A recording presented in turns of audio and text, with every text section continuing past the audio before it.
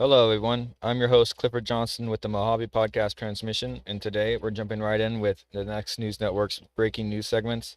I have a few things I'm getting ready today to show you. One of them is an Apache helicopter went down, and we had to go send a robot to go get one of the pilots. But that'll be fun. The both are fine. Anyway, without further ado, thank you for joining, and if you like stuff like this, make sure you share it.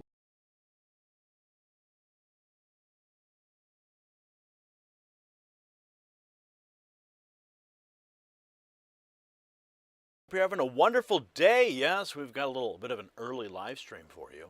Yeah, 11:21 Central Time, just outside of Chicago, 12:21 in Washington D.C., our nation's capital. It's 77 degrees there now. It's sunny, 42% chance of precipitation. We're going to get today's news out the gate here. First, we're going to have our White House rundown, as well as the latest happenings from the Iran war. Some beautiful images from the reflecting pool, what happened at Madison Square Garden, and the ongoing election theft in California that we have been tracking.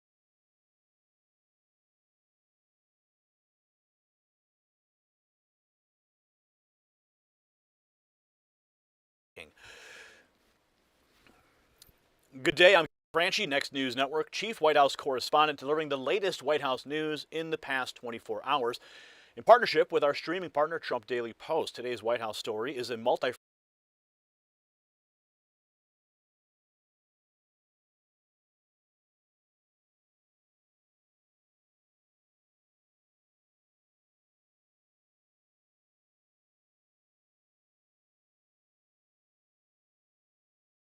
front governing push. President Trump has formally moved to lock in Todd Blanche as his choice for General. House Republicans are advancing major immigration enforcement funding, and the administration is also pushing back through legal and policy fights tied to immigration, Iran, and artificial intelligence. And according to the daily guidance, the president returned to the White House overnight. Began this morning with executive time close to the press. The First Lady was scheduled for the Presidential Artificial Intelligence Challenge National Champion Award ceremony in the East Room at 11 a.m. The president has three closed Oval Office policy meetings this afternoon, 2:30, and 5:30 p.m. The White House press corps also tracking a possible Tom Homan gaggle this morning near the Northwest Gate. So anticipate some news on that, with the border czar spotted in the area as reporters gathered at the secondary stakeout position. Now, if that develops, it would fit squarely into the administration's broader immigration enforcement message that's happening today. And on the substance, the White House has formally sent Todd Blanche of Florida to the Senate as President Trump's nominee for Attorney General. That sets up the next major confirmation fight at the Justice Department, with the administration clearly signaling that law and order, leadership, and direct accountability at DOJ remain a top Trump priority. House Republicans are also moving a nearly $70 billion immigration enforcement package aimed at funding ICE and Border Patrol through the rest of the term of President Trump. If passed, that gives the administration long-range resources to continue its border security and deportation agenda, with far less coverage left for Democrats to delay or dilute enforcement. In a related move, the Justice Department announced denaturalization actions against 17 naturalized citizens accused of serious offenses, including, well, certain things you just can't even imagine that involve children, financial fraud, as well as an unlawful drug distribution. Acting Attorney General Todd Blanche said that the department will work around the clock to ensure American citizenship is reserved for those who obtained it lawfully and deserve it. The administration also took a court hit on one part of its immigration agenda after a federal judge struck down the president's $100,000 fee on new H-1B visas. The White House position is that that ruling should be reversed on appeal, creating a clear split between immigration actions moving through Congress and executive actions now being challenged in the court. On foreign policy, President Trump is projecting pressure and restraint at the same time on Iran and Israel. The White House line, as laid out in the past day's reporting, is that the president is warning against deeper escalation while telling supporters that the United States is pushing towards total victory, an outcome that blocks Iran from getting a nuclear weapon. AI policy is also back at the center of the West Wing agenda. The First Lady's East Room event underscores the administration's efforts to put innovation, cybersecurity, child safety, and national standards for AI under one stronger federal approach rather than allowing a patchwork of competing state rules. We also have, from the pool reports, the president's travel to New York. That began on Monday evening with the presidential pool that was moving ahead before President Trump. They departed Jersey around 7:02 p.m. They arrived at Wall Street Landing Zone 7:19. It rolled toward Madison Square Garden at 7:24 yesterday. The motorcade reached Madison Square Garden last night, 7:38 p.m., and the poolers reported mixed reactions along the route, including some anti-Trump signs and gestures, the sort of city optics that often come with any high-profile New York presidential movement. Inside the president's suite, the pool identified a notable mix of administration officials, allies, and family members, including EPA Administrator Lee Zeldin, Deputy Chief of Staff Dan Scavino, Interior Secretary Doug Burgum, Transportation Secretary Sean Duffy, Ambassador Steve Witkoff, and Kai Trump, along with Knicks owner James Donlin, as well as others. Now, for the game, the pool reported loud boos when President Trump appeared on the Jumbotron during the national anthem, followed by cheers when the camera turned to Knicks star Jalen Brunson. And it was a visible reminder the president remains a central figure even in non-political settings. However, there was chance of USA erupting as well. So don't let the White House pool reports fool you. The pool also reported NBA Commissioner Adam Silver meeting with President Trump in the suite alongside New York Republican Bruce Blakeman. In a lighter detail, poolers noted the president with French fries and what appeared to be a Diet Coke bottle brought into the venue. Later in the night, the pool departed about 11:05 p.m. while the president remained in the suite, and the Spurs held a late lead over the Knicks. The return trip then unfolded in sequence. The motorcade rolled from MSG at 11:35 p.m. last night, arriving at the landing zone around 11:47. Marine One lifted at 11:59 for JFK. Air Force One landed at Joint Base Andrews really late, 1:28 a.m., very early this morning, and the president deplaned at 1:52. Quite a short jump. The motorcade rolled again at 1:56, returned to the White House at 2:16 a.m. Pool reporters also noted an overnight press exchange at JFK, a signed poster board for Secretary Burgum, and that the White House arrival used the north side because of UFC setup activity on the ground. The overnight travel lid was called at 2:22 a.m., closing out the president's New York trip. And one final legal and optics note from the broader White House picture: a lawsuit is trying to block the planned UFC Freedom 250 event on the South Lawn ahead of June 14th, while the White House is dismissing that challenge as obstructionist and baseless. So that's the White House rundown for the last 24 hours. President Trump is pressing forward on DOJ leadership, immigration enforcement, AI policy, and foreign policy messaging, while keeping a full closed-door schedule back at the White House after a late return from New York. And with that, we turn to the rest of the news. So quite a day for President Trump. We have got lots of news to get to. We're starting off a little early today because, well, we got to get the work done, right? I do have some events planned this afternoon that I do have to get out of the studio for, but we want to get all the news that's fit to print, as they say, right into your inboxes today. I see everyone is filing in. Thank you for joining us. We're streaming live on X at Next News, as well as Trump Daily Post, our streaming partner, and on our flagship channel on YouTube, where we have over 2 billion views since we started the channel, and we're also on Rumble and now on Kick, so you can watch us on all platforms. I apologize, my earbud is acting a little weird today. I'm not sure exactly what the problem is, but it's kind of annoying, so maybe that will help. Okay. All right, so let's get some of this news out the gate here. We're going to go ahead and talk about what's going on. The Warhawks are in panic mode right now over Iran.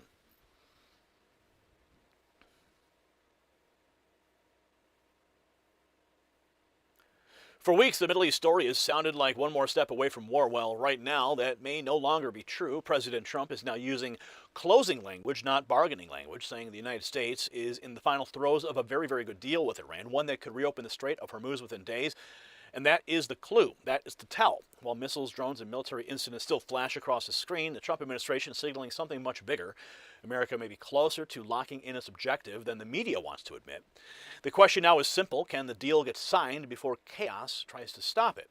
See, this is the moment that we've been tracking because the center of gravity's changed. Early on, the message was straightforward. All options were on the table. Then came negotiations. Then came word that Iran was putting real concessions on the table. Now President Trump says there are no sticking points left and a powerful agreement may be just days away. And that matters because this has never only been about rhetoric. The Trump administration set clear America First goals. Iran cannot get a nuclear weapon. Global shipping cannot be held hostage. And the Strait of Hormuz cannot remain a pressure point for the world economy. If that waterway reopens immediately after a signed deal, that is not cosmetic. That is leverage converted into results. At the same time, the region is still hot. Israel is continuing strikes. A Houthi drone was intercepted over Eilat, and a U.S. Apache went down near Hormuz. And though, thank God, both crew members were rescued safely. One misfire, one casualty, one bad calculation could still interrupt everything. Now, before we go further, pay attention to this because protecting your family from confusion and waste matters at home just as much as strength matters overseas. If you or someone in your family is on Medicare, this directly affects your wallet. Medicare is confusing by design. The mailers, the robocalls, the fine print, the commercials, it's all built to keep you overwhelmed, so you pick a plan and never review it again. That is the Medicare confusion industrial complex, and seniors are paying for it without even knowing it. Chapter is simple by design. One call, one advisor. They look at your doctors, your prescriptions, and your priorities and help you compare plans that actually fit.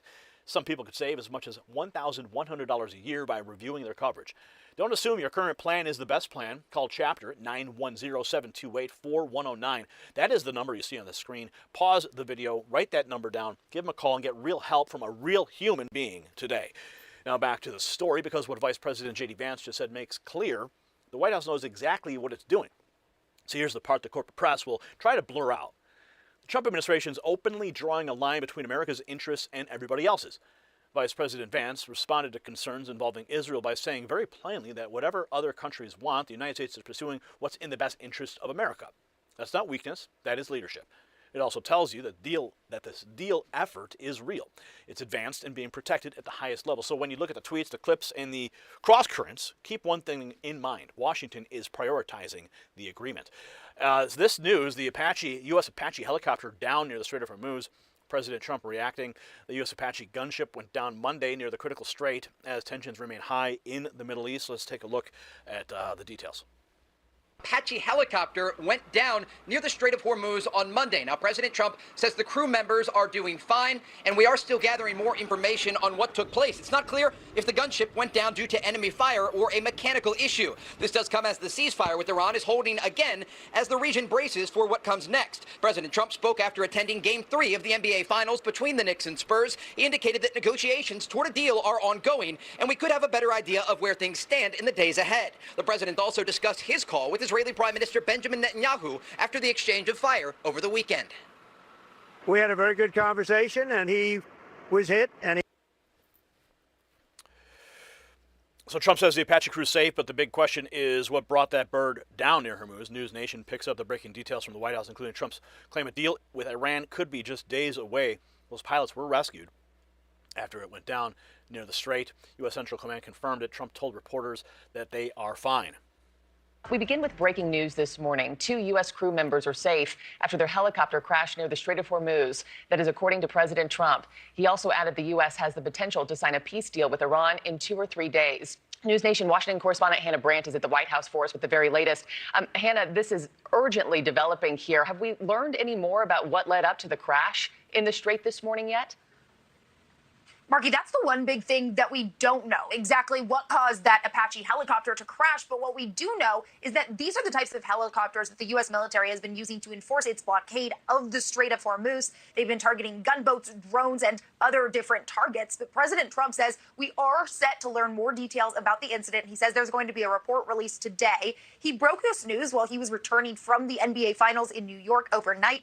This all comes a day after Iran and Israel exchanged waves of strikes in what was really the fiercest fighting that we've seen since the ceasefire went into effect back in April. And for now, those two sides do say they're going to stop any further military action. President Trump even saying an idea of a deal could be coming in a few days, though he didn't elaborate further on what that looks like. Take a listen to what the president did say. now they both agreed through me to stop, and we're in the final throes of what will be a very, very good deal that will not allow in any way, shape, or form nuclear weapons, etc. And the strait will open up right away. It'll open up immediately upon signing, which could be in 2 or 3 days. We have a good chance of doing it. We should be able to do it in 1 hour, if you want to know the truth. I don't think there are any sticking points. Though I would note we've repeatedly heard President Trump say we are very close to a deal for multiple weeks now. The president also telling reporters he had a good conversation with Israel's Benjamin Netanyahu yesterday, adding he doesn't blame Israel for retaliating against Iran, but it follows reporting that Israel was preparing for an even larger wave of strikes on sensitive Iranian targets, and Trump told Netanyahu he better be careful or he could be on his own very soon, Marky. So the crash is still under investigation, but Trump is making clear he wants a deal instead of another war, saying it out loud himself, saying there's no sticking points left in the Strait of Hormuz must reopen fast. Here's more on that from Sky News. We're in the final throes of what will be a very, very good deal that will not allow in any way, shape, or form nuclear weapons, etc. And the strait will open up right away. It'll open up immediately upon signing, which could be in 2 or 3 days. Did you say 2 or 3 days or 2 or 3 weeks? 2 or 3 days. You'll be signing a peace agreement? No, we have a good chance of doing it. We should be able to do it in 1 hour, if you want to know the truth. What's the biggest sticking point right now? I don't think there are any sticking points. I think we're very close to having a very, very good, strong, powerful deal. If we go and bomb, which we can do very easily if we want, and we spend another 2 or 3 weeks bombing, they'll have nothing left whatsoever, but you won't have the strait open for months. If we do the bombing, a lot of people are going to be killed. Who wants to do that? I don't. And we'll have a signed document that's actually stronger than doing the bombing. What has proven to be a very powerful thing is the blockade. The blockades turned out to be much stronger than bombing. So you heard Trump draw the contrast, plain and simple, a signed deal or more bombing and more death. Next, Fox has the White House angle, J.D. Vance, saying Iran is finally putting real concessions on the table. He expects that to know where these negotiations are in a matter of days. Vance says Iranians are putting some real things on the table. President Trump is still pushing for a deal with Iran and says we could have an idea of the potential agreement in the coming days. And it comes as Israel continues to hammer Hezbollah in Lebanon, carrying out strikes just in the last hour. Aisha Hasni is live at the White House with the latest. Hey, Aisha. Hey, good morning to you, Brian. And when we talk about a potential deadline, that deadline could be in a number of days because the president, on his way back from the Knicks game late last night, told reporters that he'll have some sort of an idea of where these talks are going in just 1 to 2 days. Watch. We have ongoing negotiations in Iran and with Iran, and that hasn't stopped. And we could have at least an idea by 1 or 2 days from now. We're very close to having a very, very good, strong, powerful deal. If we do the bombing, a lot of people are going to be killed. Who wants to do that? I don't. And we'll have a signed document that's actually stronger than doing the bombing. So this morning, CENTCOM gave an update on those 2 helicopter crew members that were lost at sea. Apache crew members were told that they were rescued by American forces after their helicopter went down near the coast of Oman while patrolling regional waters. The soldiers were safely rescued within approximately 2 hours, are in stable condition. The cause of the incident still under investigation, according to CENTCOM. Meanwhile, the president is still trying to cool tensions between Iran and Israel after an exchange of fire this week. The Israelis are downplaying any friction between Trump and Prime Minister Benjamin Netanyahu, likening it to a lover's quarrel.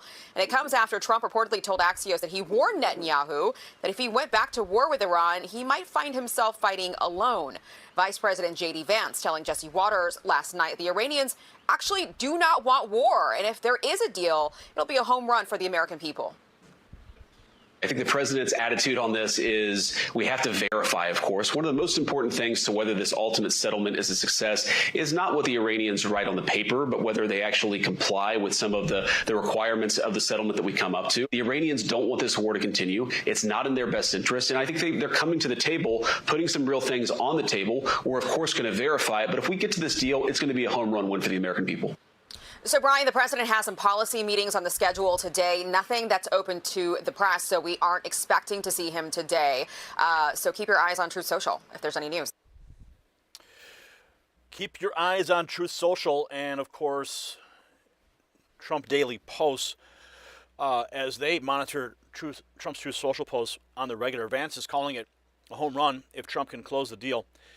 Even while the region stays hot, this next clip shows exactly that, with a Houthi drone intercepted over Eilat after launch from Yemen. This footage shows a successful interception. Take a look at this.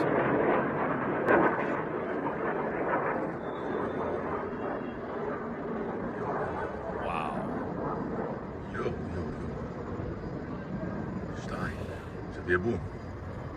Absolutely stunning visuals. That interception is a real-time reminder of how many fronts are still active in the fight, but the focus turns back to Washington, where Vance responds to reports that Israel was spying on the Pentagon. It makes clear America First comes before anyone else's agenda. This is from Jesse Waters. So how concerned are you about Israel spying on the United States and freelancing in Lebanon? Well, look, I think obviously the Israelis and the United States, we have a lot of shared interests, but we also have some situations where our interests diverge. And I think where the president has been very clear here is that while Israel obviously has some objectives that it has, the United States' main objective in Iran is to ensure that Iran does not have a nuclear weapon. And we've actually, thanks to what's happened over the last few months, but really over the last year and a half, we've created the space necessary where the president believes, and I think that he's right, that we can get the long-term settlement to Iran's nuclear deal. Now, Israel may like that, they may not like that, but fundamentally, we think this is in the best interest of the United States of America. So we're going to keep on pursuing it because that's what the President of the United States was elected to do. That's what we have to do in order to properly serve the American people. Do you think the Iranians are trying to play us at the negotiating table? Well, I think, Jesse, everybody's always trying to play everybody. I think the president's attitude on this is we have to verify, of course. One of the most important things to whether this ultimate settlement is a success is not what the Iranians write on the paper, but whether they actually comply with some of the requirements of the settlement that we come up to. I think it's very important, and this is one of the big differences. You always hear people talk about the Obama deal and what went wrong with it. The number one thing that went wrong with the Obama deal, Jesse, is that there was not a proper inspections regime to ensure that the Iranians could never build a nuclear weapon. And that's one of the big differences between what happened then and what the President of the United States would get to, assuming we're ultimately able to make a deal. So I don't assume that anybody's acting in good faith. Obviously, we've been very involved in these negotiations, Jesse. We're going to take the attitude of accomplish the president's mission, but verify over the long term that the Iranians are keeping their end of the bargain. It's a tall order, but it's one that the president has put us in a good position to achieve because, let's be honest, Jesse, the Iranians don't want this war to continue. It's not in their best interest. And I think they're coming to the table, putting some real things on the table. We're, of course, going to verify it. But if we get to this deal, it's going to be a home run win for the American people. So what does it all really mean? Well, it means that President Trump may be on the verge of pulling off the outcome that the foreign policy class said could not be done, forcing Iran away from a nuclear path, keeping shipping lanes moving, and doing it from a position of strength without launching another endless war. Trump himself said that the blockade has been more powerful than bombing. And that's the key. The pressure worked, the leverage held, and now the White House is talking like the framework is finished and only execution remains. But the danger's obvious. An Apache goes down, a drone gets launched, Israel keeps hitting targets. Every hour without a signature creates another chance for escalation. The race is no longer whether a deal is possible. The race is whether the deal can be locked in before the battlefield interferes. So take a step back and look at the full picture. The old establishment answer was always the same: more chaos, more military drift, more lectures from people who never deliver results. President Trump's pursuing something very different. He's applying pressure, keeping America's objective front and center, and moving towards what could be a stronger outcome than a bombing campaign, because a signed agreement that blocks Iran's nuclear ambition and reopens Hormuz is a concrete win for American strength, American commerce, and global stability. That does not mean the danger is gone. It means the opportunity is real, and it may be closer than at any point in this entire crisis. Now, I want to hear from you. Do you believe that President Trump will get this deal across the finish line before another military incident tries to derail it? Yes or no? Drop your answer in the comments, share this report, and if you're with the America First movement, subscribe right now. But most importantly, text the words raw feed to that number you see on your screen, 844-840-4963. Thousands and thousands of patriots are already bypassing the algorithm and getting direct notifications from me when those notifications from YouTube never arrive. And since we're on the cusp of the greatest celebration in American history, 250 years of our great republic, celebrate with us by finding something at the Next News merch shelf below this video or at shop.nextnewsnetwork.com.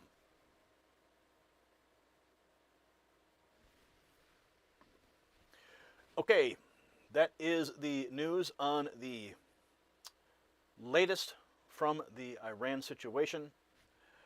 And, okay, so Brian, I want to get this White House report out. I know we have a conflict because I do have a 12 o'clock drop. So I'm going to have to move that 12 o'clock drop that's currently scheduled.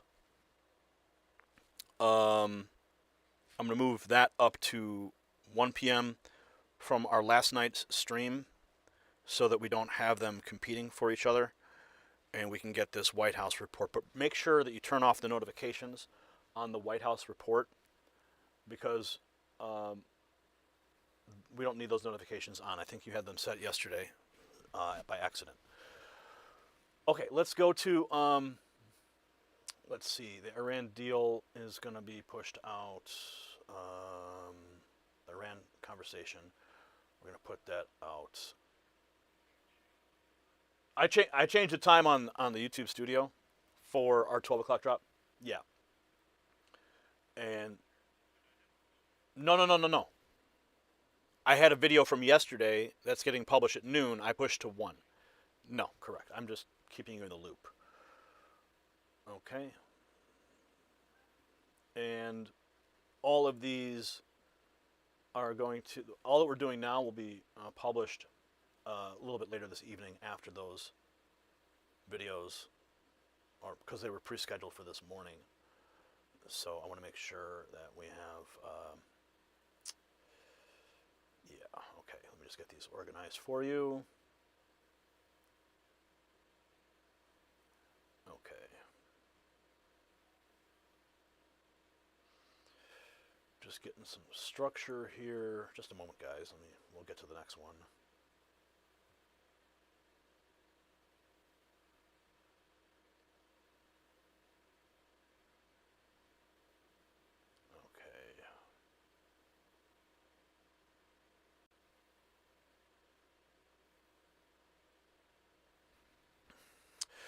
Okay, we're going to go talk about the reflecting pool. Some reaction now out as the water is flowing.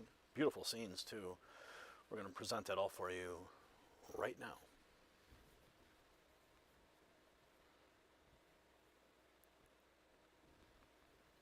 What if I told you the battle over the Lincoln Memorial reflecting pool is not actually about water at all? What if the fight's really about whether America is allowed to feel proud of itself again? Because that's exactly what we're watching unfold in Washington right now. President Trump helps restore a famous national symbol. Americans show up and love it, and the left's response is to complain that they miss the old algae green version. I'm serious, they like the filth better. But that bizarre reaction exposes something much bigger, and once you see it, you just can't unsee it. And the story matters because the Trump administration is doing something the ruling class has spent years trying to prevent. Putting patriotism back into everyday American life. Not as a lecture, not as some dry museum plaque, not as a partisan checklist, as an experience, as something visible, fun, beautiful, and shared. And look at the pattern. The restored reflecting pool, the upgrades around the Capitol, new plans for public spaces, America 250 concerts, big national events, entertainers getting involved. This is a direct challenge to the old elite formula that treated national pride like something embarrassing, something to be managed, apologized for, or fenced off behind politics. And that's why the backlash is so intense. The left understands this perfectly well. If public spaces start looking magnificent again, if national symbols start inspiring people again, if the country starts celebrating itself again, then their whole decline narrative falls apart. The fight is over symbols, emotion, and identity. One side wants America confident, the other side wants America cynical. And that's the real contrast here. And while we're talking about recognizing value before the crowd catches on, let me tell you about our trusted partner, Noble Gold Investments. If you could go back in time and buy oil before the world relied on it, would you? Of course you would. Anyone would. So why aren't you buying silver right now? The people who recognized oil early didn't just make money. They got ahead of one of the biggest economic shifts in history. And today, a similar opportunity is unfolding with silver. Silver is more than a precious metal. It's a critical resource used in solar panels, electric vehicles, defense systems, AI infrastructure, and the massive technologies driving the future. That demand story matters. And to learn why so many Americans are paying attention, visit nextnewsgold.com right now. And when you do, you can get a 1/10 ounce gold coin with a qualifying purchase while you still can. Don't wait for hindsight to be obvious. Now back to a different kind of value restoration happening right in the heart of America's capital. See, here's the twist. The media do not want to admit the reflecting pool is working exactly as intended. Not just as infrastructure, but as a symbol. Under the former Obama-era renovation, CNN itself showed Americans reacting to a $34 million mess that looked dirty, smelled like wet dog, and turned into an algae swamp after nearly 2 years of work. And now the pool is filling out beautifully. The reflection is back. Visitors are filming it, and liberals are actually saying they prefer the old green look. That tells you the argument's no longer about maintenance, it's about meaning. So, DC liberals, we can see right here, complaining that they miss the old color of the reflecting pool. Unbelievable.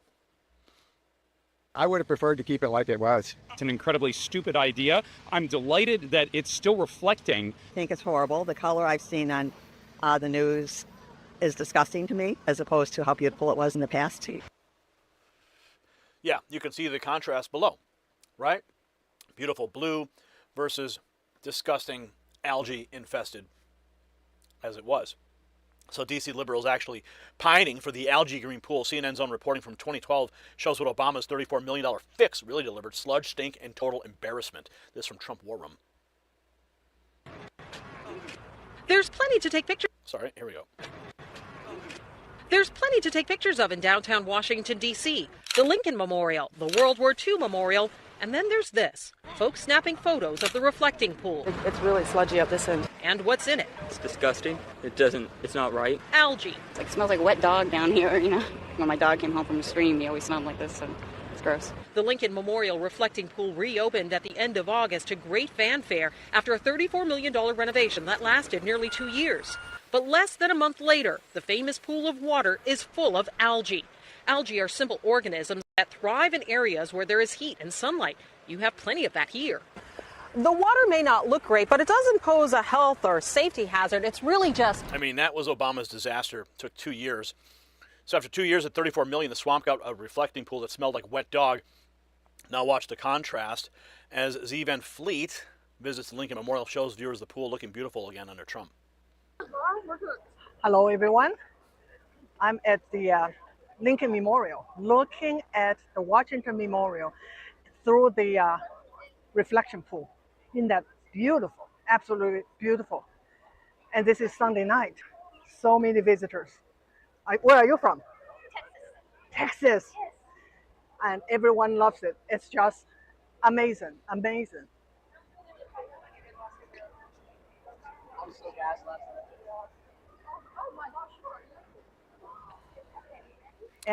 So you see the payoff: clean water, clear reflection, visitors praising the result. Next up, another American says it flat out: this may be the most beautiful reflecting pool in the world, from Rapid Response 47. So far, it looks like the most amazing, most wonderful, and most beautiful reflection pool in the world. Simple and short, not a one-off reaction. The praise keeps coming. Now, take in the fresh aerial footage showing the Lincoln reflecting pool nearly full and reflecting better than ever. Eric Doherty writes, beautiful sight as the pool is almost full of water. President Trump was right all along. Take a look, an aerial view of the reflecting pool as it is nearly finished with the water filling it up. So the visuals back it up. The pool restored, not neglected. Trump's not stopping there. Next, you'll hear the plan for a new promenade behind the Lincoln Memorial, connecting visitors straight to the waterfront. Check this out. President announcing plans to build a promenade or a pedestrian bridge off the back of the Lincoln Memorial, connecting it to the waterfront. Right now, there's no pedestrian access. You're on the mall. People come from around the world. They don't know that 100 yards away is the beautiful Potomac River, which was part of the original plan. The promenade is the president's latest attempt to leave his mark in D.C., adding to the list of big-ticket construction projects, including the planned Triumphal Arch. So while the media sneers, Trump's talking about making the Capitol more beautiful and more usable. Shifting gears, Vanilla Ice jumps in on the America 250 fight and torches the left for attacking the patriotic celebration. Patriot rapper Vanilla Ice, Ice Baby, went full-blown patriot mode after the Democrats attacked him for agreeing to perform at America 250. See that all the attention is coming down on all this event and everything, because I'm honored and just super proud. My mom is proud, and everybody I know is like, this is awesome. And then there's some people that, that are bailing out and all this stuff. And I'm like, why?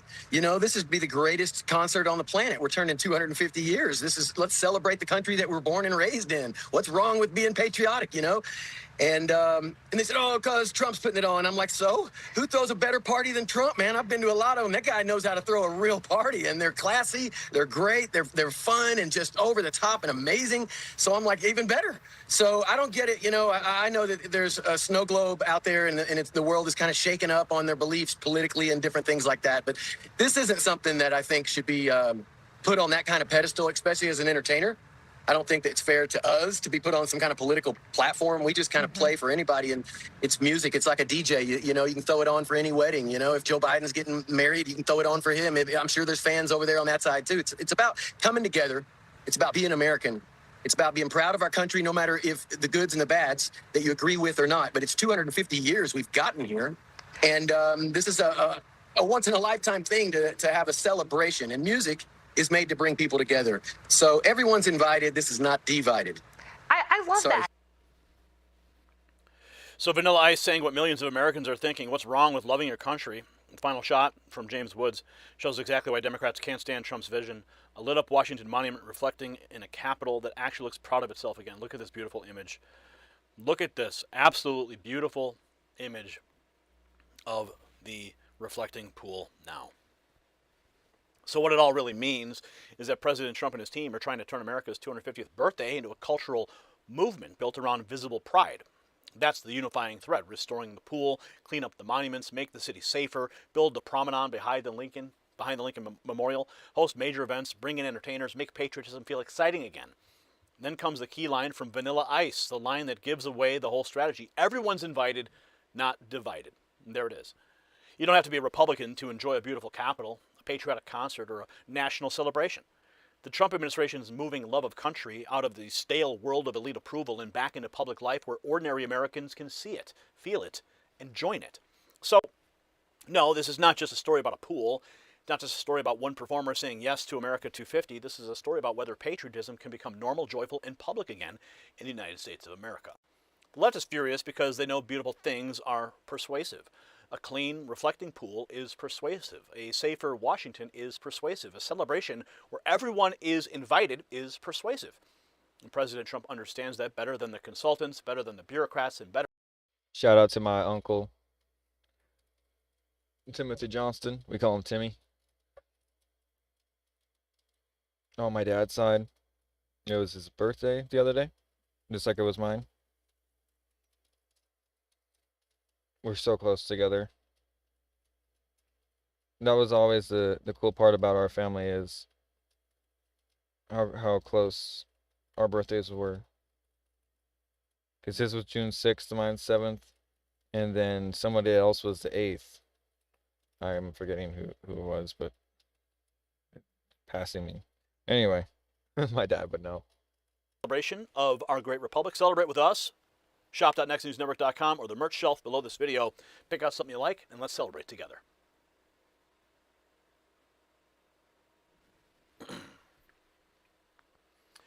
All right, moving right along, we're going to get you some of the reporting from Madison Square Garden. President Trump was there just last night. Absolutely amazing. We've got the motorcade, we've got the security, we've got reaction from his appearance there. Such a beautiful moment, actually historic, the first time a sitting president has ever attended the NBA Finals. President Trump, a man of New York, certainly happy to return, regardless of the boos that the media is reporting on, because, you know, he's from New York. That's his town, making a grand return. So, Brian, we can get this ready to go, and we will move into that.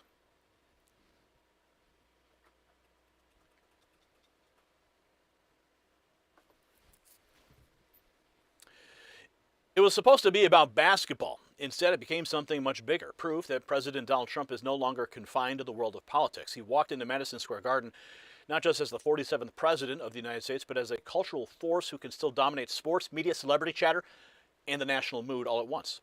The cheers were loud, the boos were loud too, and that's exactly the point. When Trump appears, America reacts, but the biggest tell of the night didn't come from the crowd. It came from somewhere and someone on the left who never wanted to admit it. Now let's be clear about what happened here. President Trump became the first sitting United States president ever to attend an NBA Finals game, and that alone is historic, but the real story is what that appearance revealed.